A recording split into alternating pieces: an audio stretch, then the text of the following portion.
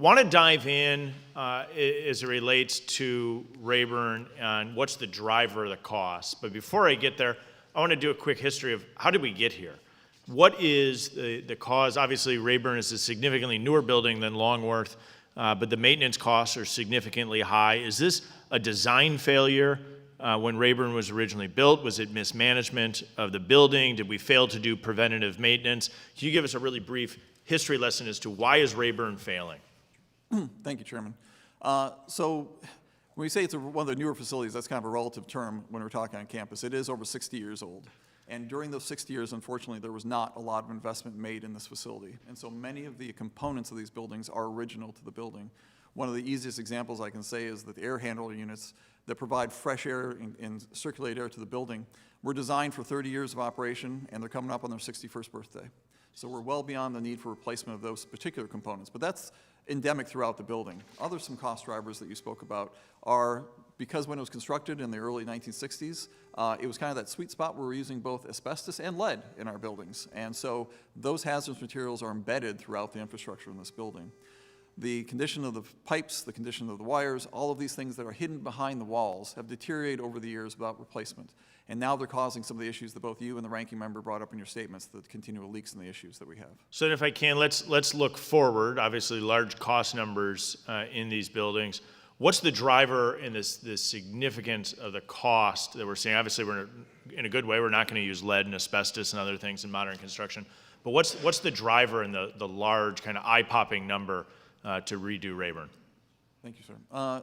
So part of this is put in context. The Rayburn House Office Building is the largest office building on campus by a large stretch. It's over 2.3 million square feet of facilities all by itself. So it is the largest building on campus just in terms of gross square feet. So it's the size issue is part of that. But it also has what we just spoke about. You just said lead and asbestos. Those all have to be remediated and removed and encapsulated depending on where we're talking about it. But some of the other cost drivers are just the operations of Congress. We need to maintain at least some portion of the facility because of lack of swing space. So we need to be able to maintain security and environmental controls and all of these things in the building while some of it's being renovated and some of it's being used by Congress for committee hearings and regular operations of Congress. And then we have just challenges we have here on campus, security challenges, historic preservation challenges, all of these things, and visitor access. These all add multiples to what would normally be considered your price per square foot. But all these things add up to the cost of this project. So some of it is the scale, some of it's the historic preservation, security, member access, and just in order to keep this building operational while it's being renovated. I think the operational piece while it's being renovated is something I want to just probe on for a second. The U.S. Capitol complex is actually really unique amongst all democracies across the globe that we're open and accessible to the American people.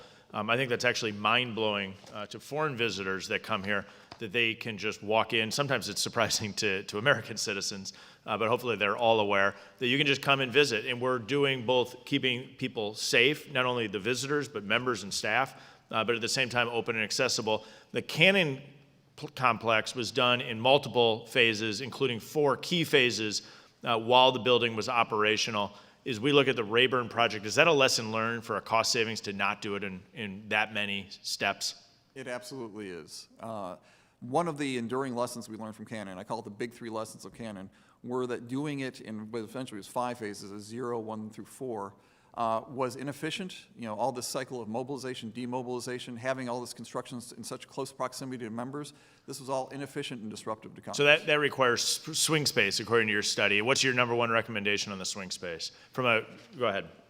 So as we discussed, Chairman, it is to construct a separate facility for swing space. Given the unique needs of Congress and proximity to the Capitol building, that was the only viable one not the only one, but it was one of the best course of action that we could come up with. And your recommendation is to not look at, to revitalize Madison and the Madison building is a way for Congress, but to build new. Why?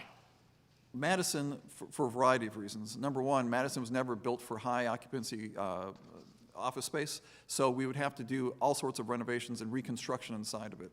The ceilings are low, they have a lot of structural columns that are in the way, we'd have to do the HVAC, the plumbing, the electrical, all these upgrades, so it's essentially would be a reconstruction of a large portion of Madison. And let me close with one question that I've heard. Your job is unique. You're a member of the Capitol Police Board, which is maybe isn't intuitive to everybody here on campus, but the infrastructure of the Capitol campus is so essential for the security of this campus. Do you remain committed to working with the U.S. House Sergeant at Arms as you go about your work in conjunction with the security needs of campus?